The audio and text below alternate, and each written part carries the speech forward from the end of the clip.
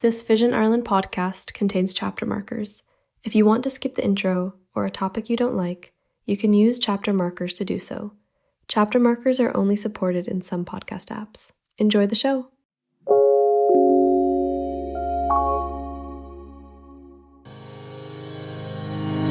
Welcome to Talking Technology with VI Labs. At VI Labs, we believe technology is the single greatest enabler for people with sight loss and all disabilities. If you're looking for the latest news and conversation on tech from a more accessible perspective, you've come to the right place.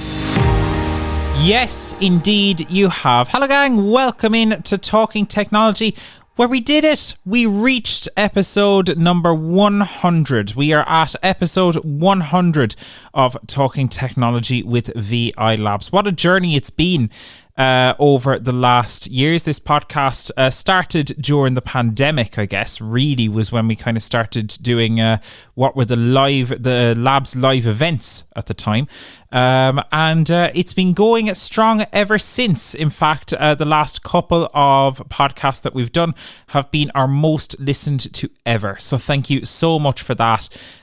We really do appreciate it and hope you found it helpful over the past little while. And to celebrate, okay, we're not doing anything absolutely crazy, but you will notice little changes here and there based on some feedback that you have been sending us over the last little while. We've made some small changes to how the podcast is titled. So now if you're going through and you're flicking through the podcast in a list, the topic is in there first before the actual Talking Technology bit, because that's a little bit easier for people using screen readers, and we've a few other little bits like that as well. So thank you so much is all we can say for listening to us over the last 100 episodes, and hopefully you'll be listening to us for the next 100. And we'll start as we mean to go on then, I guess, because we have loads to discuss on today's podcast, including a trip to Sight Village in London, Sight Village Southeast in London. We have loads of audio from that, and in this podcast we'll be going through some of the technology stuff as well as some of that which is relevant specifically to Ireland. So we'll be doing that, and we will also have the news coming up with Daniel later on, as well as an exclusive on a really cool event that we have coming up here in Vision Ireland, exploring the differences between NVDA and JAWS. We will be chatting all about that with Dorian later on in the show as well. But as always, you're getting used to this at this point. We're 100 in right by now. But if you would like to join the conversation, we would absolutely love to hear from you. Get your thoughts, get your views on anything going on in the world of technology. There are loads of ways that you can join the conversation, and here's how you can do it. So if you want to send us a message on WhatsApp, that's probably the handiest way that you can get a message to us.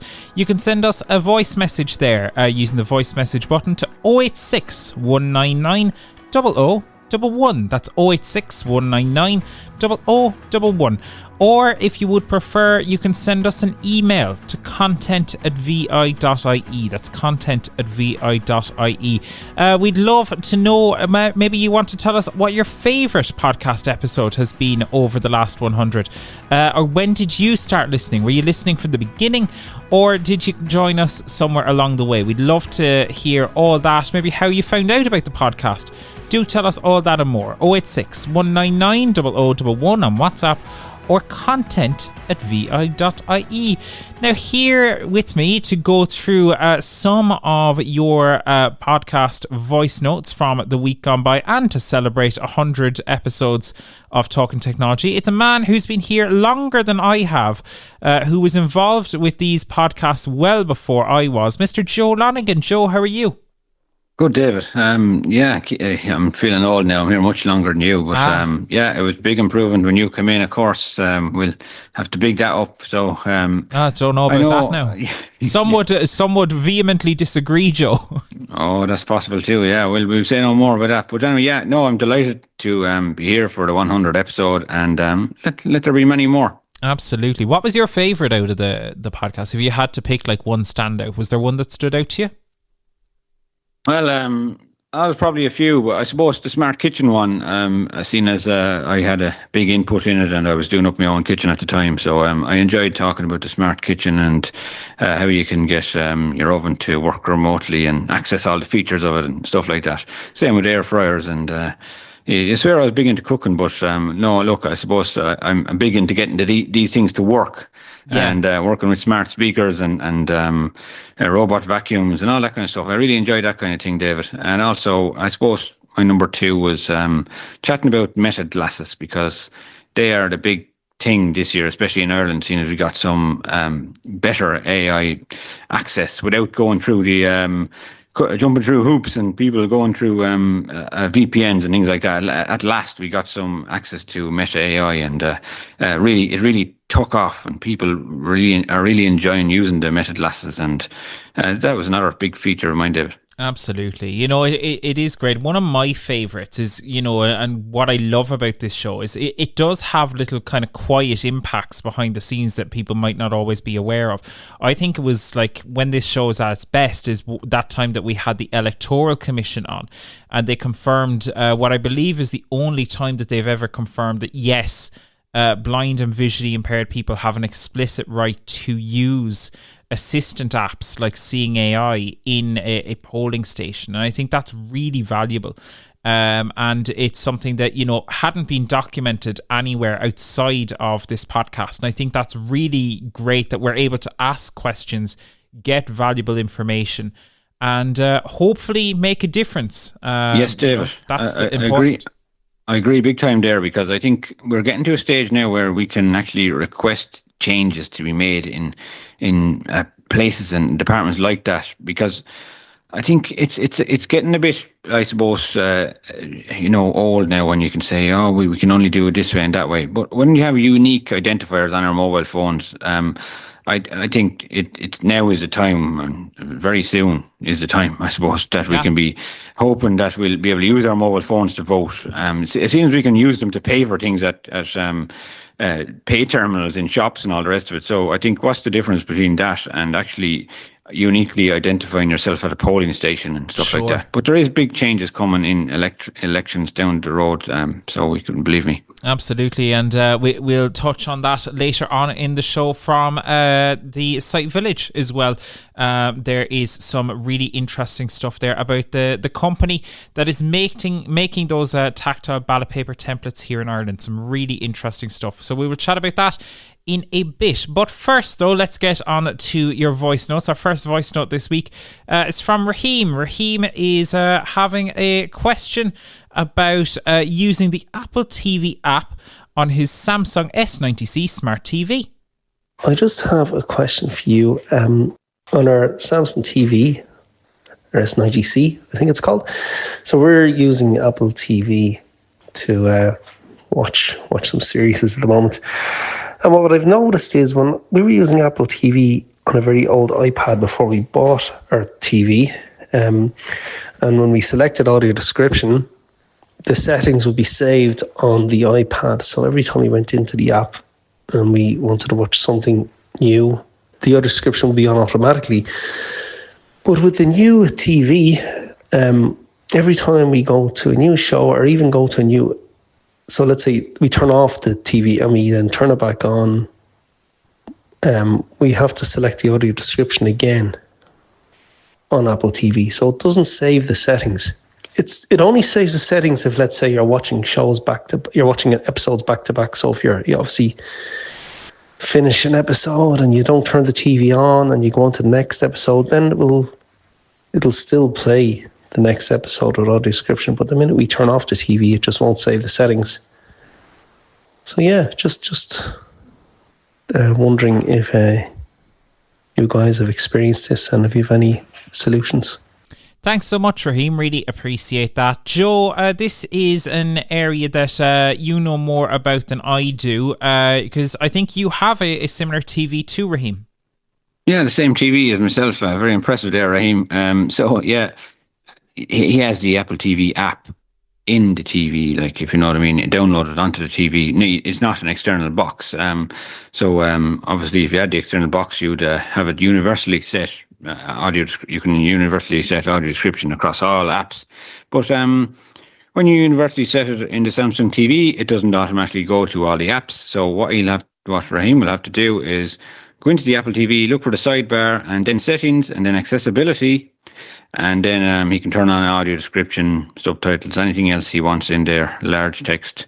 So it'd be settings, accessibility, and audio description, and that should stay set for him for the next time he goes in and views another program that has audio description. So we'd love to hear if that works out, Raheem. Let us know. I know, look, I think Apple say on their website it can vary from TV to TV depending on how old they are and all that kind of stuff. They may not allow you to download the newest version of the Apple TV app and stuff like that. But seeing as that is one of the newer TVs, hopefully that will work for you, Raheem. And same with Netflix. You can actually in your Netflix account, I think you can actually universally set audio description in the settings area as well, until it will automatically put audio description on all your devices, whether it's a smart TV or iPad, phone, whatever. So give that a go and let us know how you got on, Raheem. Thanks Absolutely. for the voice note. Thanks so much, Raheem. Yeah, no, hopefully that does help. And I think it's a difference as well, because you can set audio description within the player, but I think you do want to set it universally in the actual app settings. So let us know how you get on with that. Our next voice note in is from Cian. And Cian's got a brand new fancy toy for his birthday.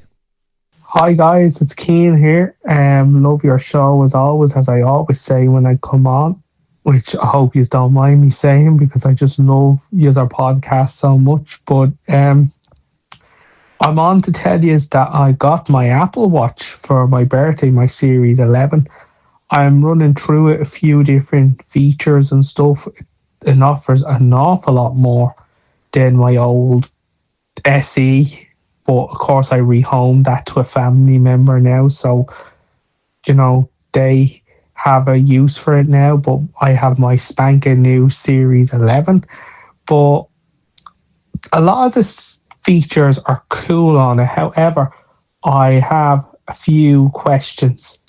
First question is, how do I make sure a voice note on WhatsApp records longer than I'd like it to? Because sometimes it only records a little bit and then it stops without me even wanting to stop it.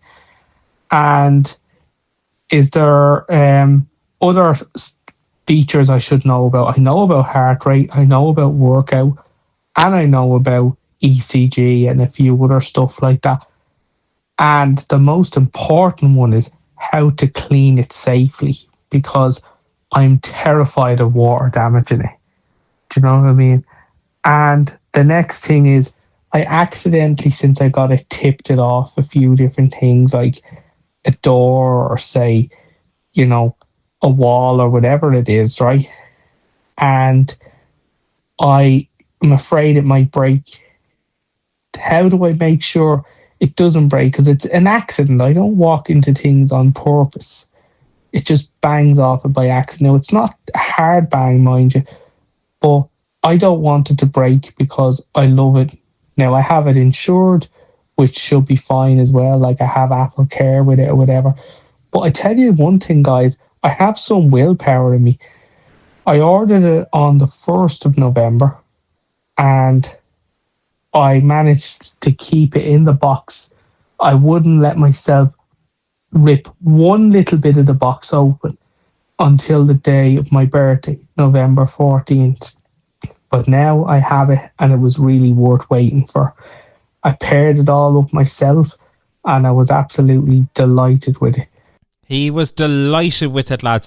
We should say, Cian did also have some other questions about the Meta glasses, which we'll separately address at some point in the future, in a future episode of the podcast.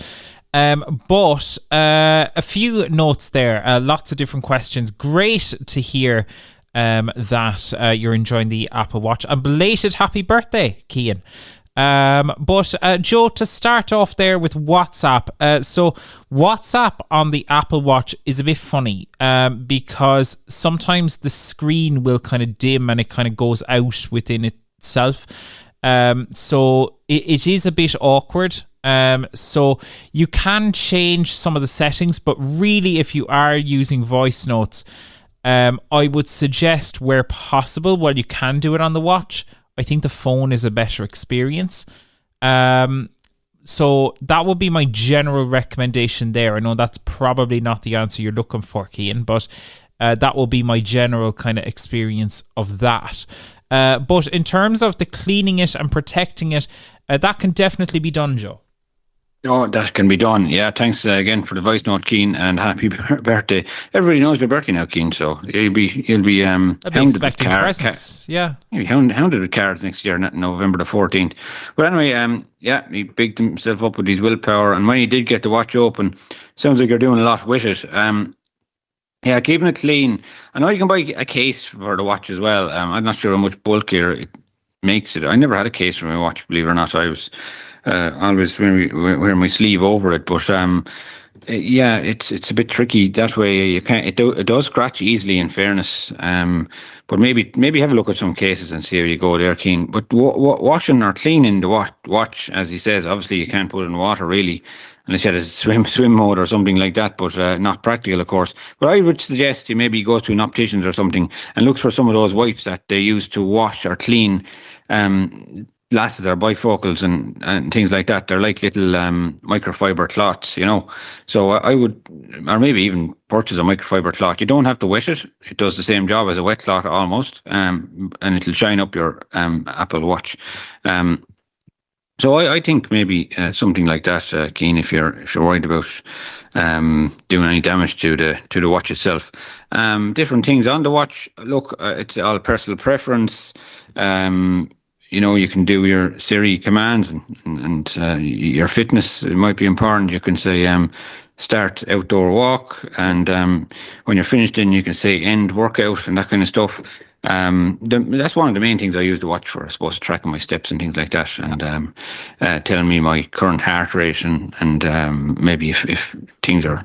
Usually, look, it'll give you little warnings if it knows things are going wrong health wise, and it'll suggest maybe in a light-hearted way, it'll probably suggest, look, you maybe should get things looked at or whatever. So I kind of it's very personal, very subjective, and there is loads of little apps you can download for it as well, like different type of time apps and stuff. So yeah, I don't know, David, if any suggest yourself, but I think, look, all I can do is wish Keen the best of luck with the watch, and lovely to see he treated his own watch so well, he gave it a new home. Exactly, there you go.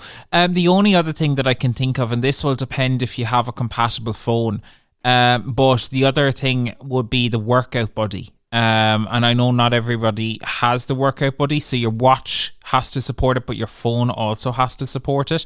But that's a fantastic feature if you have a Keen. It kind of allows you to do workouts, and it almost, it doesn't eliminate the need for voiceover, don't get me wrong, but what it does do is it gives you kind of nice audible feedback as you do a workout, which is really cool. So if that's your cup of tea, maybe check out and see if that's a feature that you have access to, because it is a really cool feature indeed. So thanks for that, Cian, and belated happy birthday, and hope you had a good day and enjoyed some cake as well. But there you go. So those are our voice notes for this week. Thank you to everybody who sent those in.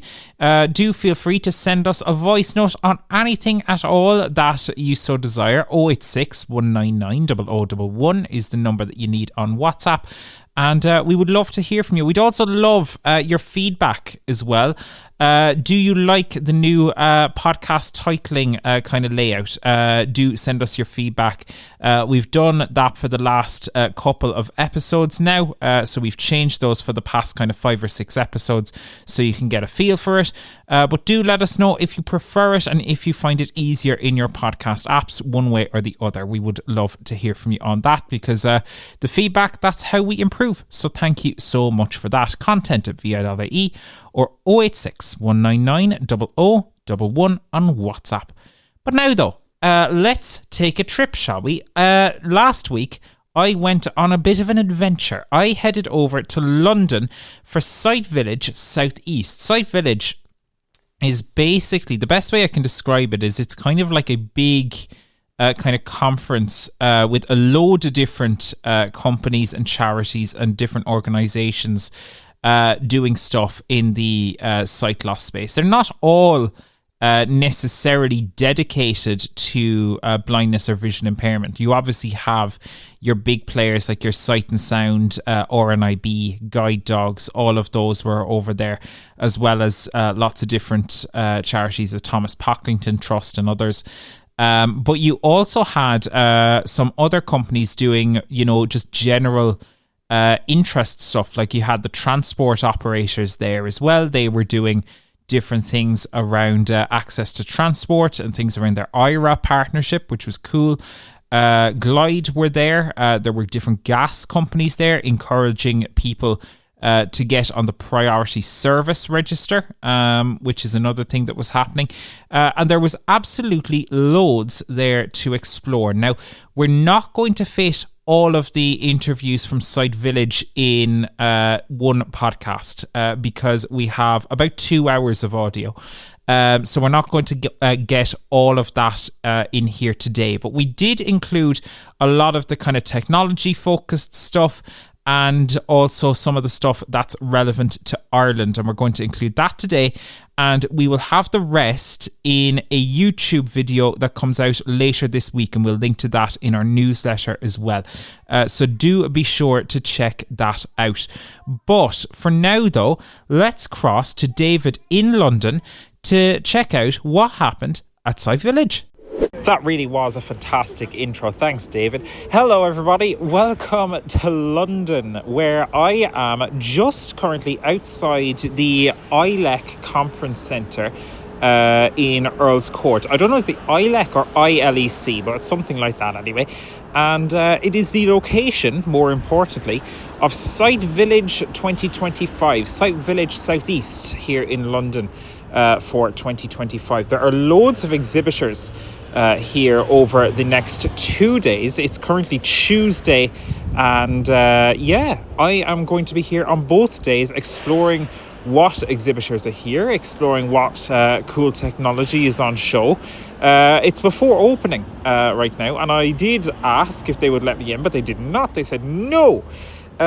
So I am waiting patiently outside until they let me in. There are a few people here already. The hotel I'm staying in is a local Premier Inn, and I don't think they've ever seen so many guide dog users. And I can certainly hear a chatter of voiceover speaking when I do walk into the kind of lobby area of the conference centre here. But lots of exciting stuff to see over the next 2 days. Really excited to explore. So let's get down to business, shall we? Okay, ladies and gentlemen, I have reached the inside. I am in the belly of the beast, so to speak. It's very different this year. So there is so much more space. And it's... Oh, sorry. Oops. I'm crashing. Apologies. So I am convinced the person I just walked into had a glide. But there you go. So that's going to be an interesting conversation for later. Especially considering the glide crashed into me. So here I am in the conference centre. I'm in the belly of the beast, and it's very different this year. There's so much more space compared to last year, and it's all carpeted as well, so the sound is a bit better too. But let's just explore and see what we have got. And I am joined now. I have finally bumped into Mr. Amos Miller. How are you at Glide? I'm well, David. Good to see you again. Indeed. How have things been at Glide? I've noticed there was a Glide device on the move here earlier on. Yeah, we have a couple of the Glide devices on the move here.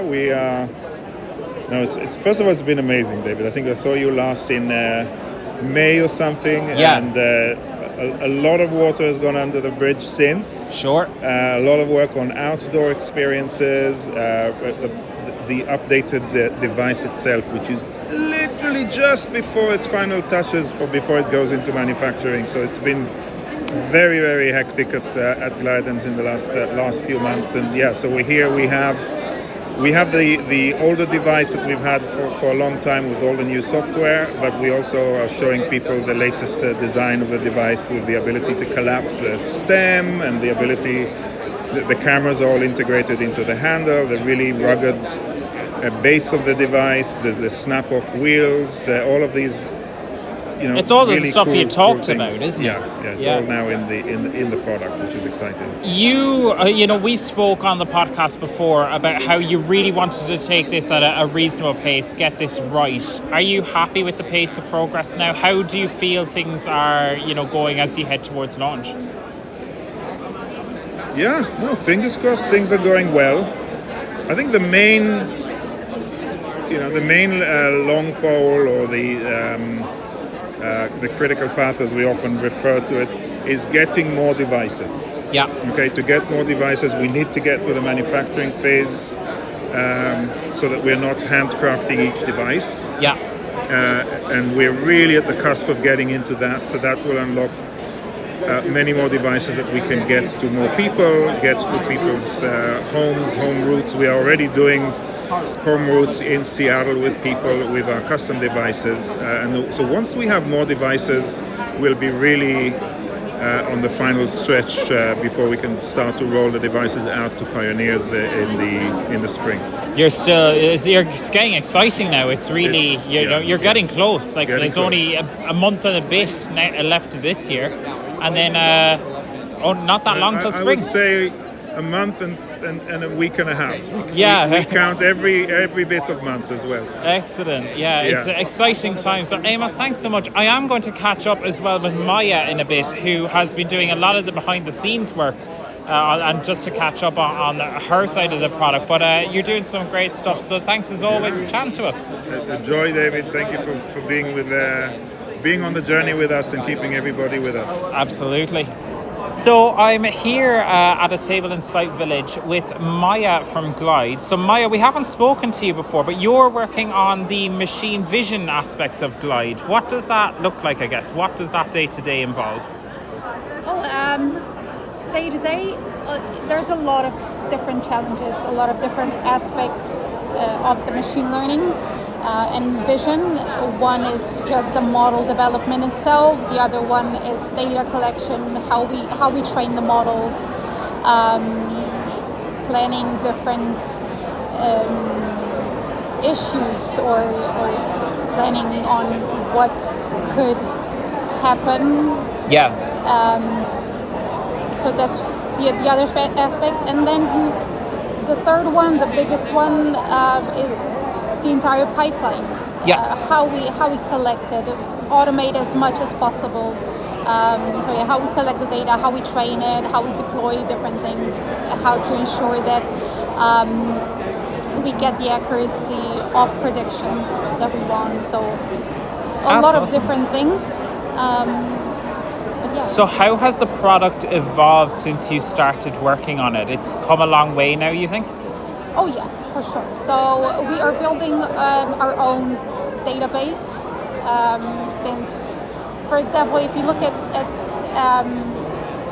different autonomous driving issues, like driving on the road, you've got lots of publicly available data sets that you can use. So a lot of data that is already annotated and just ready to be used. Mm-hmm. We have a different challenge, which is navigating sidewalks, different paths. So we've got forest paths, for example, or just things that are not in any of the public data sets. So we started with some publicly available models, and now we've evolved to have our own data sets, building our own data sets, and training our models, which help us navigate the sidewalks. What are the challenges you're facing right now, and what needs to be kind of solved before Glide is ready for prime time, I guess? Let me think for a second. Yeah, take your time. That's fine. Well, the biggest challenge I think is, so AI and machine learning is a big field, and everybody talks about it and how capable the models are and how big and what they can do. The biggest challenge is we are limited with some of the technology, so things have to be super fast, super small, have to run on really small device. Yeah. And that's a challenge on its own. We cannot use one of the big models on the devices. And of course the data itself, how to collect it, where to collect it, and ensuring that we cover the variety of different scenarios, situations, weather conditions. So lots of challenges. How did you get into working on Glide? Is this what you imagined when you were looking at this field?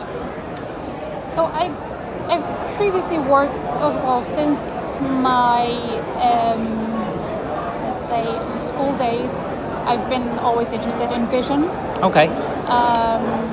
So I've been working in this field, I don't know, in years, 10 years maybe? Nice. So yeah, mostly vision tasks,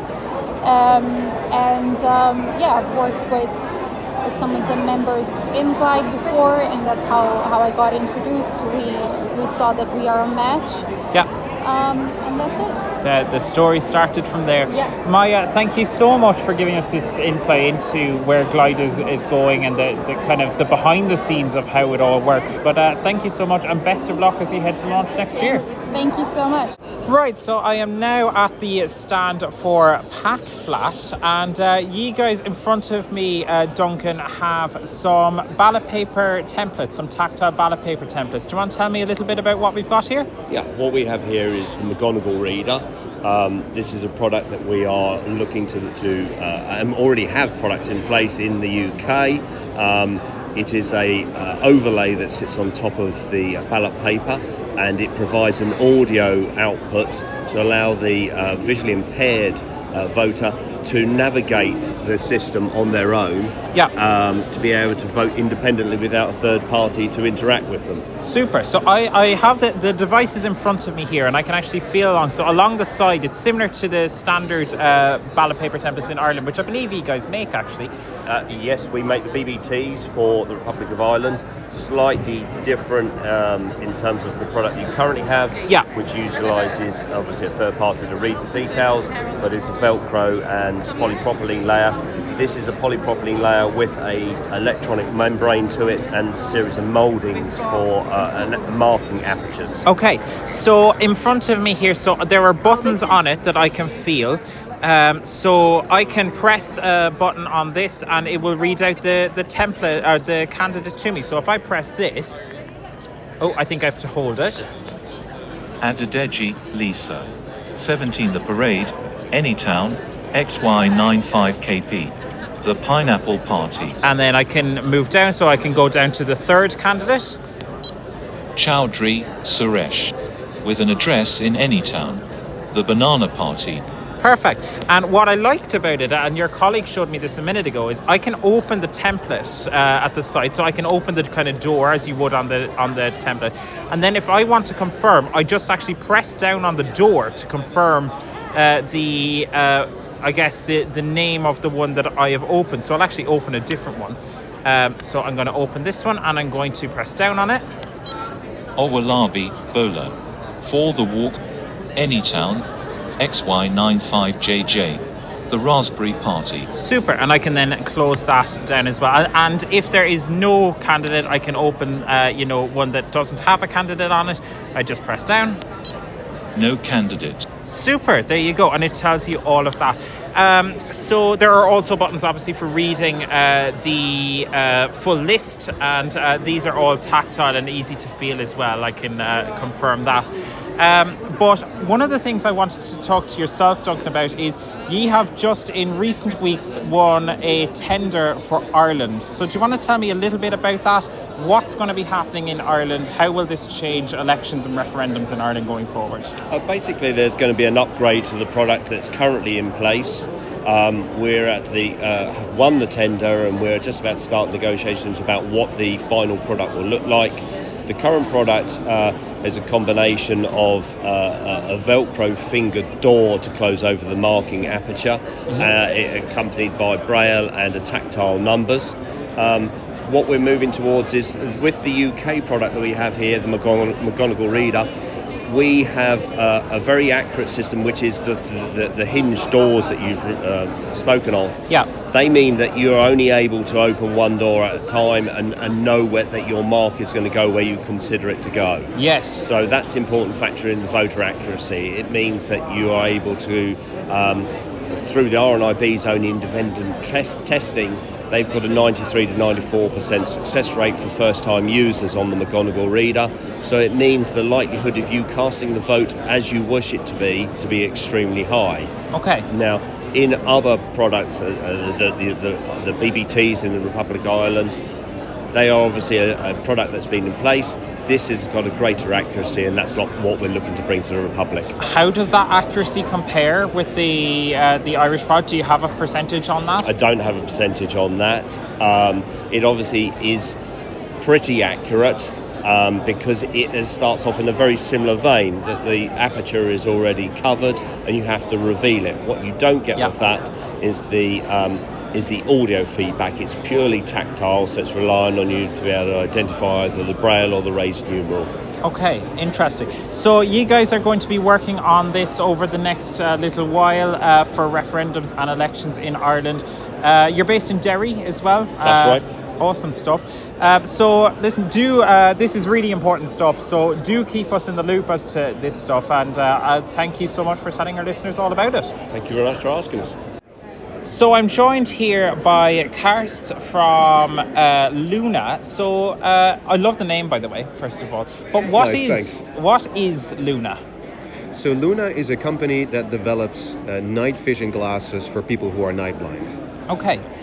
And how does the technology work? So you're here with Sight and Sound today. Yeah. So Sight and Sound is our distributor in the United Kingdom. And the technology works in the following way. We have a special night vision camera that we've embedded in the frame of a regular pair of glasses. They're a little bit thicker than regular pair of glasses because we put a lot of technology into the frame. And it's kind of recreating what military night vision goggles do, but then in full color and in a very compact form factor, especially designed for people who are night blind, so they can use this to go out and about, walk to the bus stop, go to school, friends and family.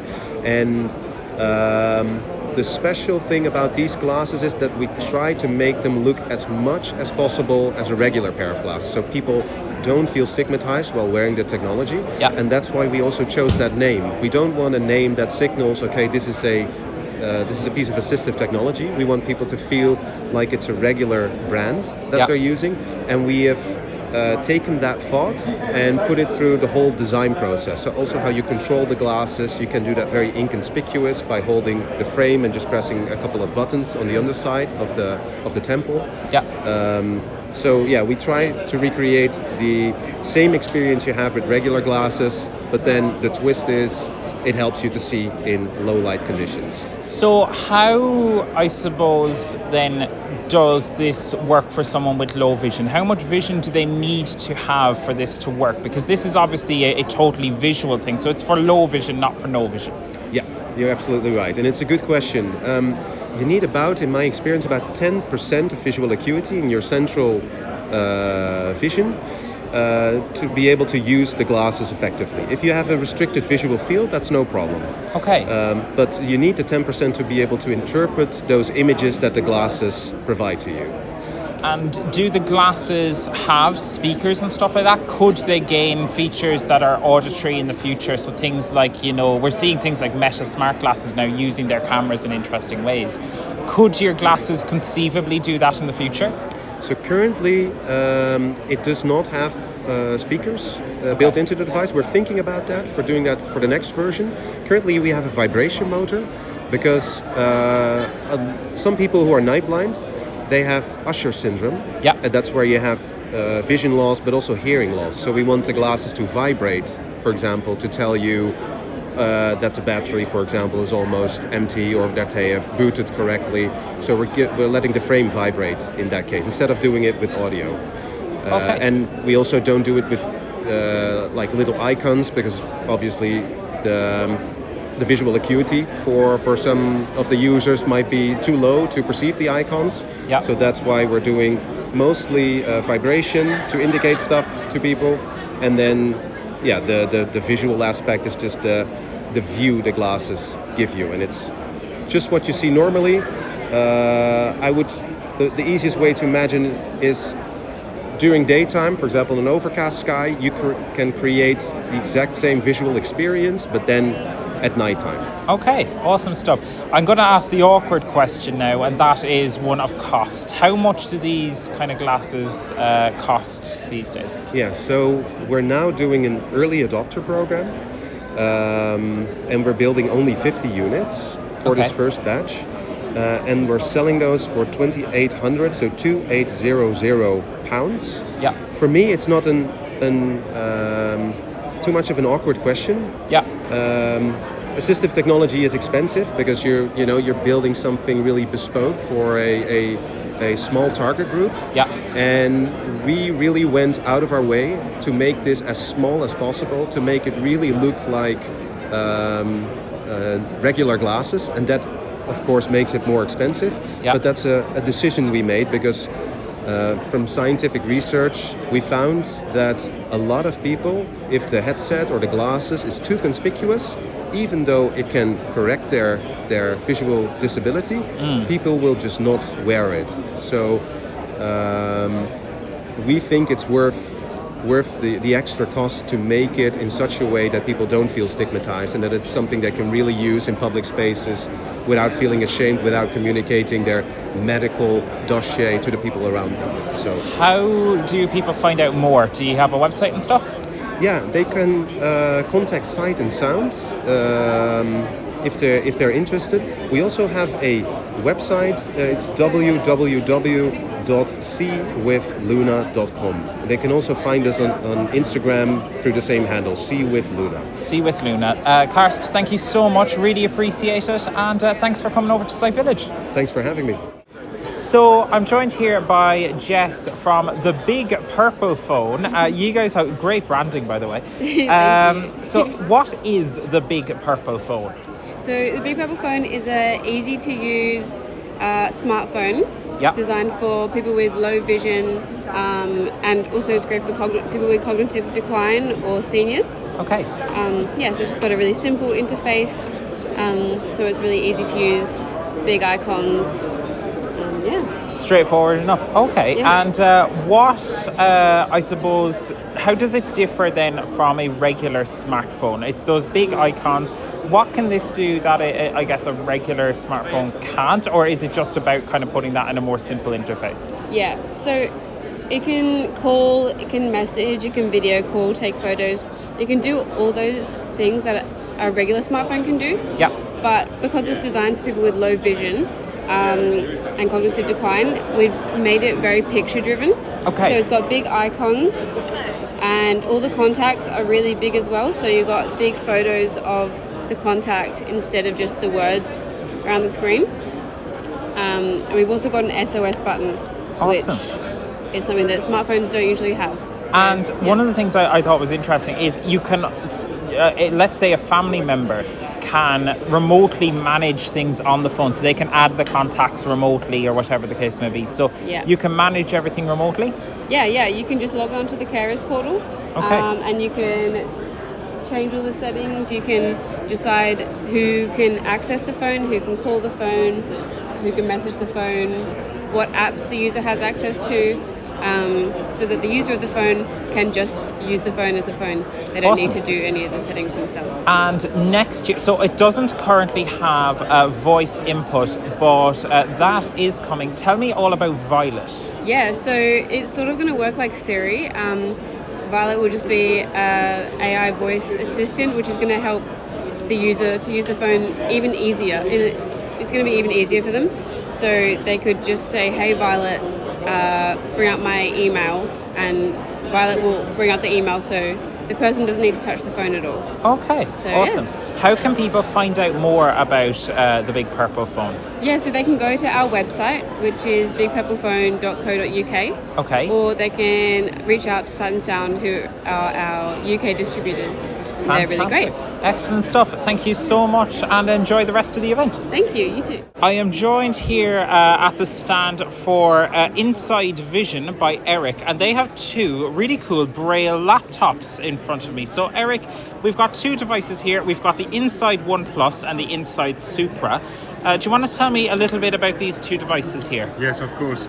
So the Inside Vision, the company, has developed two products. So the Inside One Plus, the one with the touch matrix, a big screen of 10 inches wide, and the other one, Inside Supra, with physical keys. Yeah. Both products are running either Windows 11 Home Edition or Pro Edition, and the specifications are exactly the same for both products. That means you have an i7 processor, you have a 16 gigs of RAM, Wi-Fi, Bluetooth, 2 microphones, 4 small speakers of 2 watts each, and then you have 2 USB-C ports. You have i7 processor with the 16 gigs of RAM, 256 gigabyte for the SSD and NVMe hard disk. You can also have a 512 gigabyte or 1 terabyte. You also have micro SD card slot, micro HDMI, and then the jack for the headphones. Okay, so I'm feeling the two devices in front of me here. So the Inside Supra first has a Braille kind of display at the bottom. I think there's 32 cell? 32, right. 32 cell. And you've got above that then you've got the Perkins keyboard, and you've got some function keys up top as well, all tactile, which is really cool. And you've got a similar design then on the Inside One Plus, although the difference with this one is you've got the display at the bottom, but it's a touch screen, so it's not physical buttons. You actually have an indentation, I guess, of the Perkins keyboard. Would that be an accurate description, I guess? Absolutely. Just let me add something that you have outside the screen. You have specific zone. You have a right slider, vertical one, for the arrow keys. This one. There we go. Yeah. You just cross through left to right, top to bottom, bottom to top, and double tap to validate. Yeah. You have the same on the left side, but the same slider on the left side is for the sighted people. That means if you're sighted, you don't know Braille, you just put your finger for 5 seconds and you see the QWERTY keyboard, which is appearing on the windows, on the screen, sorry. Yeah. And then the product becomes a full tactile tablet. Very cool. So it's for the sighted only. You just close your keyboard and you come back to the BrailleNote. And you have a long slider just above the 32 cells for replacing mechanical writing cursors. Super. And the One Plus, the Inside One Plus, has a camera on the front and the back here. Yes, the Supra doesn't, is that correct? No, that's correct. Okay, awesome. And tell me, how much do these devices cost? They're expensive, although they are really cool. Well, they are in the like the other note takers. You have VAT included for the Inside One Plus here in the UK, £6,000. Yeah. And for the Inside Supra, the price is £5,500. Fantastic. Excellent. Eric, thank you so much for telling me about this. Really cool products. Thank you very much. And appreciate the time. Enjoy the rest of Sight Village. Thank you. You too. So I'm joined here by Jess from VocalEyes. And Jess, do you want to tell me a little bit about what VocalEyes do? Yes, of course. So we're a charity that works within the arts to help people who are blind and visually impaired to still go out and enjoy the theatre, museums, galleries and heritage sites, and that's using audio description. So there's lots of different theatre shows you can go and see to, book in for the audio described performance. You get given a headset to listen to it on, and there's also a touch tour generally before the show where you can find out more, go and touch some of the props and costumes. And at museums we often do different recorded guides so you can go and explore, find out more in detail about description about what's on at the museum or gallery. Awesome. Now, I love theatre, Jess. I've already seen 2 West End shows this week, but neither of those had audio description when I saw them. How common is audio description in theatre these days? Oh, it's very common these days. So, is it? Good. Yes, so VocalEyes alone, we do 250 audio described performances per year, and that's the VocalEyes ones. There's other audio description companies and in-house describers as well at theatres, so it is definitely very prolific. There's lots of order description you can go and see, and you can always, I mean, if it's not listed on our website or in our What's On guide, you can contact your local theatre directly to find out if they've got any audio described performances coming up. Fantastic. And you even do have some stuff. You've got an exhibition that's open in Dublin right now. That's right, yes, at Chester Beatty at Dublin Castle, the Manuscripts of the Mind exhibition, and you can go and see that until the 1st of March. So there's audio description that's available through QR codes at the exhibition. That's awesome, really cool stuff. And listen, thank you so much. This is a really important service, and it's great to see it becoming more common. But for now, thank you so much, Jess, appreciate it. Brilliant, thank you. You're happy with that? Oh, I just wanted to say our website. Yo, go for it, yeah. So, and if you wanted to find out more about what's coming up with VocalEyes, there's lots of information on our website, which is just vocaleyes.co.uk. Vocaleyes.co.uk. Jess, thank you so much. Thank you so much, really nice to catch up. So I'm joined here by Martin Roberts from HumanWare. Martin, do you want to tell me, we've heard a lot about the BrailleNote before, but you're coming out with a new product soon, the BrailleNote Evolve. Do you want to tell me about the BrailleNote Evolve? Sure. The BrailleNote Evolve is a BrailleNote. We're using elements of Keysoft, but within Windows this time. So we found that Android is quite difficult to maintain. When you get the hardware, you probably only get 1 or 2 updates of Android on that. In fact, I think our competition have managed to do 1 update on their on the Braille Centre, and they'll be updating for a new machine in the future. Not too. So, we want to get away from having to do that. And what we typically find is that Android has been lasting people about 4 years before things start falling off. Because if you're a blindness company, you inevitably develop slower than a sighted company would. Sure. So you don't end up on Android 16 when it's out. You end up on Android 14 or 15 because it takes that long to develop. Yes. So we've decided that we're going to get out of that rat race. I mean rat race in the best possible way. It's just like you're always scrambling to catch up. So we decided we're going to go for a full Windows 11 device. Okay. So you mentioned that it's going to have some elements of Keysoft. So what is going to be coming over, essentially? So, what we're doing, I've got one there. I don't know if you'll be able to hear it because it's quite loud. Hopefully, yeah, we'll see. This is alpha software, so it's not finished. Okay, this is alpha. It's not even beta. So. All apps of Braille editor, GBRF 1 of 11. So we've got a Braille editor that we usually have, and I'm just going through my thumb keys. Yeah. Excel 2 of 11. You might have heard Excel there. Excel, yeah. File manager, math editor, KeyMath 4 of 11. Microsoft Edge 5 of 11. Microsoft Edge. Teams 6 of 11. Outlook Classic 7 of 11. So we've got Outlook. So you've got here. your main those are standard PowerPoint. Windows applications. Yeah. But I'm going to open up Word. Document 2 Word. Now I can press. Layout page 1 section Now 1. that's nothing unusual in saying document 2 Word. Yeah. But now I can use all my Keysoft hotkeys. I can use space with CH for spell check, space with I for document info, enter with U for underline, enter with B for bold. I can write justify. I can press a key to enter a table. I can use Copilot. So I'm now dictating with Copilot live. This could go really wrong. I take it now dictating with Copilot live. This could. So we got that. There you go. So this could. So and it's all coming up in Braille. Excellent. But what we've also done is we've decided, well, that's not much. That's not enough. Okay. So we can go into our context menu, because the ribbing can be quite difficult for a lot of people. Sure. Including me, actually. I find it sometimes bamboozling. So if I go into the ribbon. Functions grouping 1 of 2. So we've got functions, file functions, edit functions. So if I go into something like editing functions on here. Yeah. Spell check space plus dots 1 6/F7 1 of So you got space plus CH spell check. Yes. It's giving us the Braille commands that we've got simplified menus, but we can do things from these menus like insert tables, like adjust font size. And what's that using that's using self-voicing for the screen reader, or we're actually powered by NVDA. We're happy to say. Yeah. So NVDA's open source, and we've been working with them. And stuff will be going both ways from us to NVDA. So is that effectively working as a script or an add-on over the NVDA kind of setup? Is that kind of how you're doing that? NVDA is based on add-ons. That's the whole point of NVDA, is that you can use them. But because NVDA is open source, we can actually go in there and change things.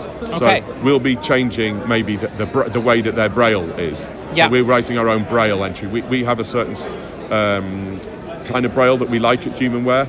and we want that. So Duxbury tables, being able to edit maybe more fluidly. So this is going to lead to NVDA generally working a bit better with all Braille displays, presumably down the line. Well, there'll be some elements we can maybe give back, but there'll be some that we just can't for intellectual reasons. So there will be things that go, hopefully, both ways. NVDA is open source, so anything we put back, that can go back. Super. The other thing to mention is that this is a 32 cell. Yeah. We're also having a 20 cell, which will just be a smaller Braille display but cheaper. Okay. And then in the summer we'll have a QWERTY version as well. So there'll be a 40 cell QWERTY. I don't know if you're in a position to hold something. Yeah, I can definitely try. Yeah, there's a bit of weight to it, but it's good. It seems like a good kind of design for sure. It's very light. So I mean, when you compare it to this is a laptop with a Braille display, right? Yeah. And it's a full Windows machine. Sure. Yeah. So it's 32. Similar to we looked earlier, not to mention a competitor now, but we looked at the Inside what is it? The U Plus or the One Plus? So where we differ, and the Where we differ here is that we have Keysoft as a extra for people who maybe need that. Sure. You don't need to just use. I mean, you can run JAWS on this thing. Yeah. And it's got 32 gig of RAM, so we're looking at very much future-proof. That's decent. And you can run SoundForge and edit if you want to edit files. You can certainly run, Goldwave or Reaper or whatever you want on this. This is going to take it quite a quad-core. Ultra processor on here. We're not announcing which one just yet because we want it to be a bit of a surprise. Once we the initial launch stuff's out. You may be able to answer this. You may not yet. Give me a guesstimate price-wise as to where we're looking. Yeah, sure. I can give it you in pounds, I'm afraid. Yeah, that's all right. So the BrailleNote is 5,000 at the moment. Yeah. For the Touch Plus. And that's recently changed, and I'll explain that in a minute. Yeah. And this is going to be around the 5.4 mark. Okay. So the BrailleNote, when I started HumanWare 21 years ago, was 5,400. So then he went to 5, and this is going to be 5.4. So it's actually, when you consider 21 years have passed, this is a full-fledged Windows laptop with Braille display. Yeah. And we're hoping that, instead of updating your hardware every 4 years with Android or 3-4 years, we're hoping that we can make this, this is Windows 11, so we're going to get updates for a long time on this device. Yeah. Is the Touch going to stay on the market? It is, and we're repositioning this, I guess, at the casual user who doesn't need much online access. As you know, Android stuff does get out of date with security patches and stuff, so they will tend to say, okay, well, we don't want you to put this on our network. So what we're doing is we're saying we're going to call it My First Note Taker. Okay. So we've got all the learning tables and stuff on all our note takers and shortly on all our Braille displays, like for learning Braille. Yeah. But that will go to. So we're going to say, take this into school. You've got your 6, 7, 8-year-olds. Give them electronic Braille as quickly as possible, but let's make it really cheap. So we're saying you can attach it to your laptop, copy files off, still do emails. But let's put it down to £2,300. Okay, yeah. Which, for a 32-cell Braille display with a very good note taker that can read PowerPoint documents and, with a dictionary and all sorts of stuff, I think that's quite compelling. Really good for education. Indeed. Absolutely. But we're not guaranteeing that, once the email stops working on there, it stops working. Yes. Yeah. We prefer people think about it as to do stuff offline. Okay, fair enough. Well, Martin, thank you very much for showing me this. Exciting stuff ahead, and really appreciate what you guys are doing at HumanWare. Thanks so much. No problem. My pleasure. So I'm joined here by Daniel and Lucy from Seable Holidays. Hello, folks. How are you getting on at the Site Village so far? Daniel, going well? Yeah, absolutely. Yeah, thank you for asking, and nice to speak to you again. Absolutely, likewise. So tell me, Lucy, what's going on recently at Seable? Have you exciting holidays coming up? Absolutely. So 2026, we're super excited about lots of new destinations that we've got to offer. Okay. Some of them being Venice. Brilliant. We brought back our Rome group holiday. We've got Vienna, which is now sold out. We've got a exciting new Panama trip.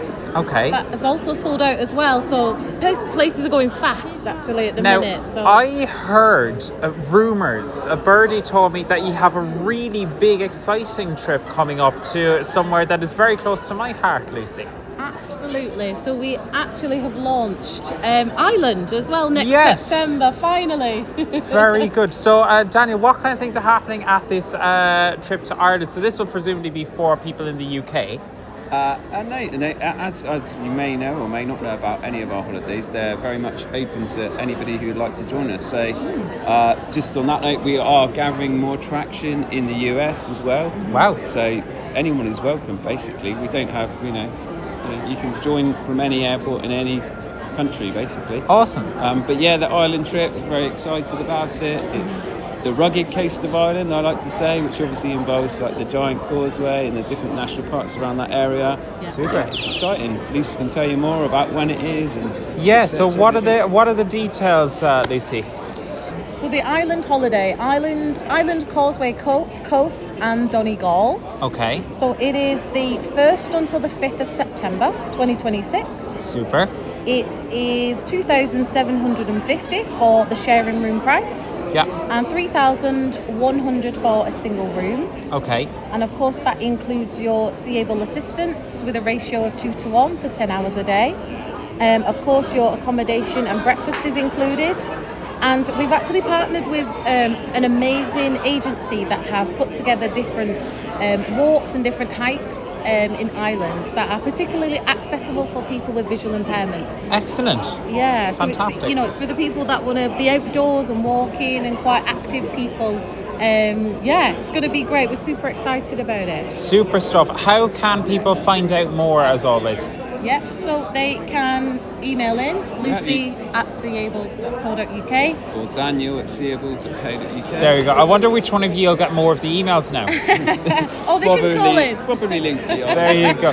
Oh, they can call in on 020-3375-6947. Fantastic. Lucy, Daniel, thank you so much as always. Thank you for listening. Thank Cheers, you. guys. And there you have it. That is a roundup of just some of the conversations that we had at Site Village. We'll have more where that came from in our newsletter and on YouTube later in the week. So go over and subscribe to the VI Labs YouTube channel. Just search VI Labs Accessibility on YouTube and hit the subscribe button, because we have literally 2 hours of audio of great stuff over there. There were some really interesting conversations. Joe, on that Seable holidays, I do want to ask you, do you think it's worth it? It's £3,100 to come to Ireland with Seable and to have a room of your own. I think it was $2,750 for sharing a room.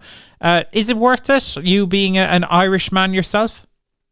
Well, David, coming to Ireland and experiencing our the Emerald Isle, it's always worth it. Of course it is.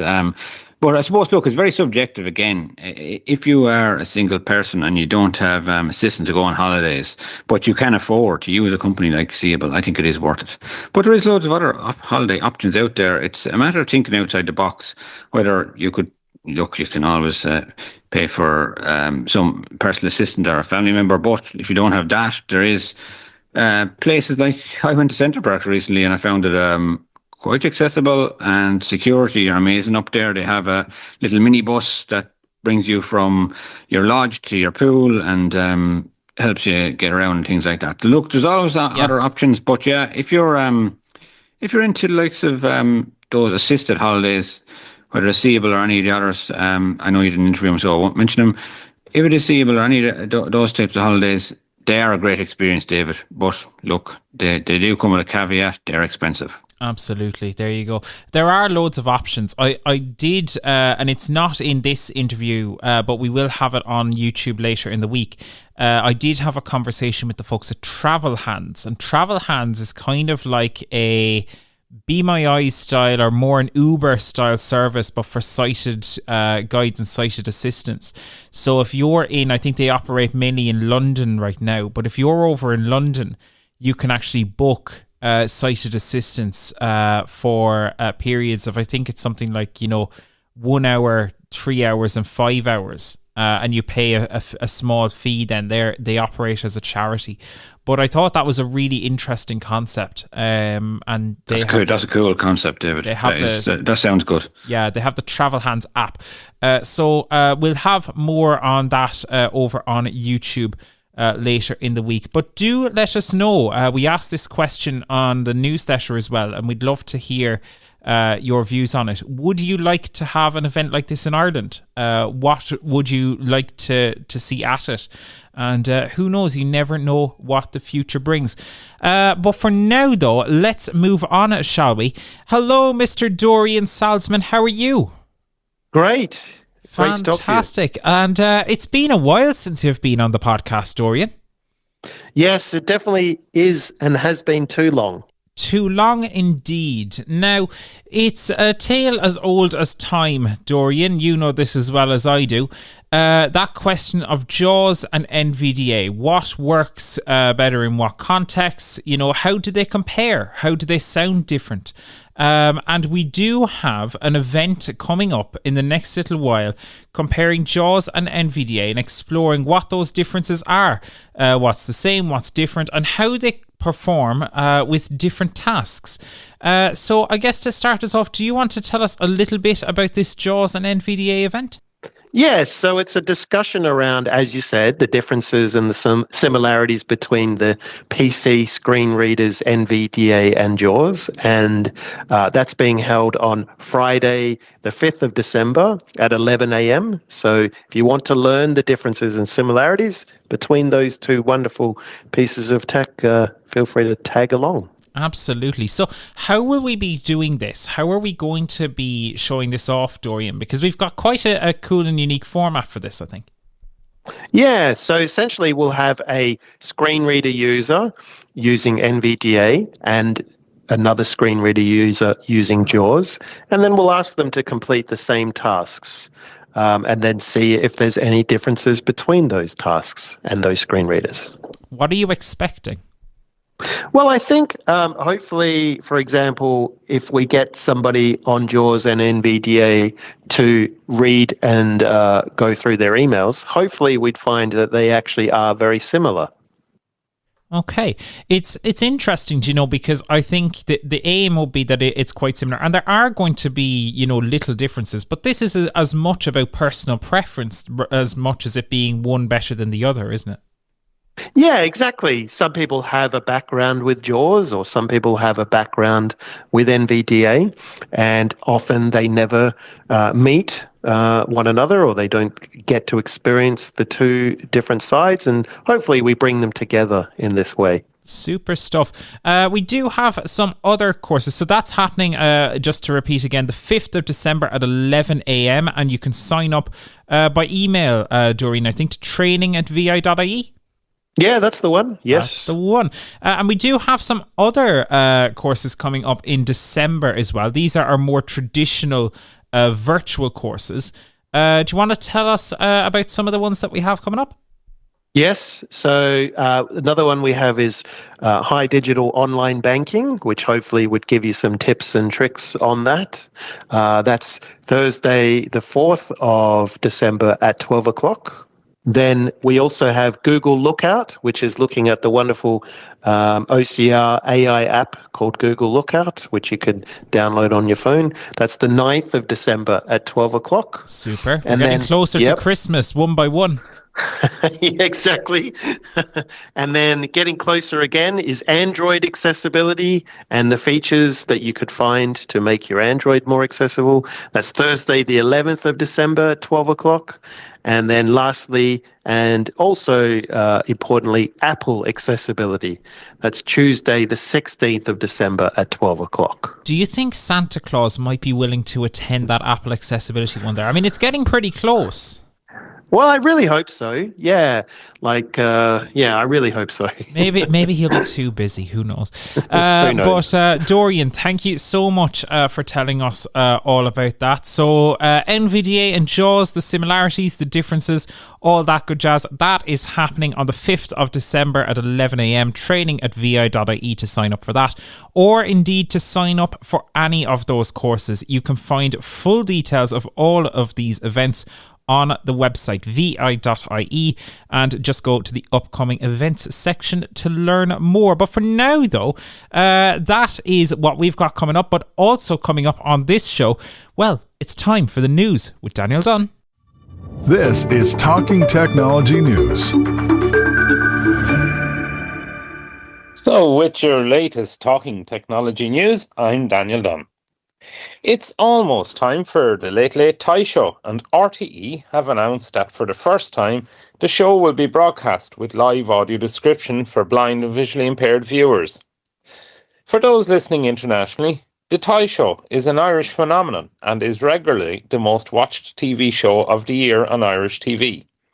The programme involves kids playing with and testing toys, singing, dancing, giveaways and a huge variety of festive fun. The show has aired with live Irish Sign Language interpretation in recent years and has previously had audio description for the repeats, but this is the first time that audio description will be provided live. It also marks the first live audio description on RTE as a broadcaster, after Virgin Media broadcast live audio description for the Six Nations Rugby Championship earlier this year. This is a massively exciting step forward, and it is great to see. The Tie Show is available to watch in Ireland on both RTE1 and RTE Player. The Irish Sign Language live stream will be broadcast on the RTE News channel, with an international stream broadcast around the world on RTE Player. Will you be watching the Late Late Tie Show with audio description? Please let us know with a WhatsApp voice note. In other news, PickyBot is getting native support for WhatsApp. Users can now go to pickybot.com/register and sign up for the new WhatsApp service. You can send images in a normal WhatsApp chat and you will receive a voice message back with a description of the image without having to leave WhatsApp. You can also just ask general questions with the bot responding in the exact same way. It's a very useful tool, and while Envision have talked about providing something like this in the past, PickyBot is the first to actually make it happen. The tool doesn't seem to respond to voice notes sent by the user, so if you want to use your voice, you may need to use dictation. But other than that, this is a very useful service. And finally, for now, Glenn Gordon is leaving Vispero after working on development of JAWS for an incredible 32 years. Speaking in a post on his LinkedIn, Glenn said, "I voluntarily resigned my position at Freedom Scientific Vispero because I found myself unable to continue working for a company that's changing in ways that are moving away from my personal values." As recently as the 2025 NFB convention, I was thinking that I'd be working on JAWS far into the future. But much to my surprise, a recent influx of new executive leaders and customer-facing product-related changes convinced me that it was time to leave. You can find that full post on Glenn's LinkedIn, and he has also discussed the decision in more detail on the Double Tap podcast from AMI. It's going to be interesting to see where things go for the world of screen readers in the next few years. Glenn's post is definitely sad to read, but Glenn does say that there are many more talented people still at Vispero. Hopefully the future of screen reading is bright, but time will tell. Best wishes to Glenn from us at Vision Ireland, and thanks for the work on JAWS all over the years. And that's it for now. Please do feel free to share the podcast with friends who may find it helpful. And thanks for listening over the last 100 episodes.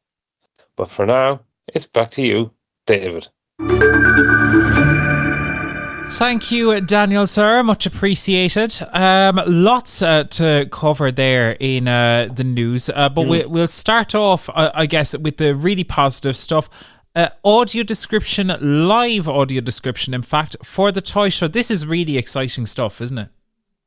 It is, yes. And look, it's probably been a long time coming that we look for this, and the Tie Show is such a flagship show every year.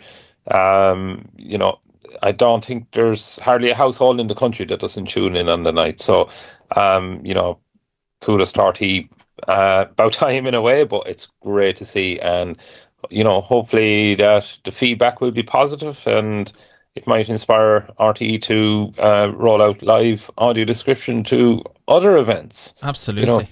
Could we be looking at the All-Ireland hurling final and football finals in the summer? Yeah. Being covered in the same manner. It will be fantastic. It really would, or Dancing with the Stars, or Eurovision, or all of these big events.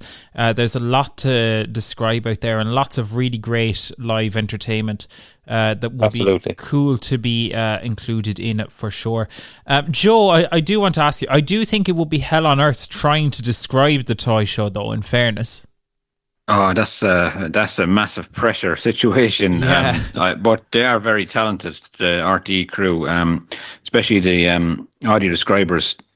I don't remember all their names now, but they're both men and the male and female ones that I've listened to on different programs. They've been fantastic. So I'd have every faith in them to do a great job.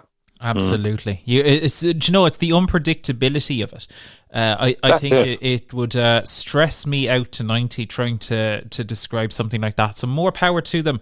And fair play. You can check that out on RTE1 and RTE Player on, I believe, the 5th of December, Friday the 5th of December, the same day as that NVDA and JAWS event. So just keep that in mind as well. That'll be a busy day for some folks. It sure will. It'll be a very busy day. So there's that. Also, Joe, I do want to ask, Glenn Gordon leaving Vispero after working on JAWS 32 years. How important is it to have blind or visually impaired people leading products for blind or visually impaired people, do you think? Well, I think in some cases, like a screen reader, it can be vital. No, I don't think anybody understands it as much as the user themselves. So, look, it's sad to see Glenn go, but he gave great service, 32 years, and I wish him well in the future. But yeah, it is important to have at least, I mean, maybe there probably is a few others that are there I would that have vision imagine impairments. so, yeah. But Glenn, yeah, he was a pioneer leader in that department. So, I think it's. I'm sorry to see him go, but it is great. Just to answer your question, it is great to have somebody up there because it gives you more confidence in the product as well. Absolutely. And it is, and we don't often promote other podcasts on this podcast, but I must say that interview on the Double Tap podcast was absolutely superb and talks a lot about the history of JAWS and how it came about. And it's a fantastic insight into screen reader history. If you're interested in that at all, I would definitely recommend that from a week or two ago. But there you go. There is other stuff going on as well. Joe, you had a really cool tip there on Android and Android interfacing a little bit better with those of us using AirDrop. Yeah, there's a quick share option on Android, which has been recently updated to make it work with AirDrop. And testing has shown it is secure from both sides now. Look, Android and Apple probably famous for not connecting with each other, but now this is a big step in the right direction, and I'm glad to see it. Look, there's so many people out there with top of the range phones from both Samsung and Xiaomi and Apple or whatever, So it's about time you can share your actual photos or whatever videos you want with each other without jumping through loads of hoops. And Daniel, this has been a point of frustration for a long time, hasn't it? It has, yeah. Like being able to connect like that is fantastic. It's great to see. It's great to see the development in it because, like, at the end of the day, you should be able to share stuff with ease. Absolutely.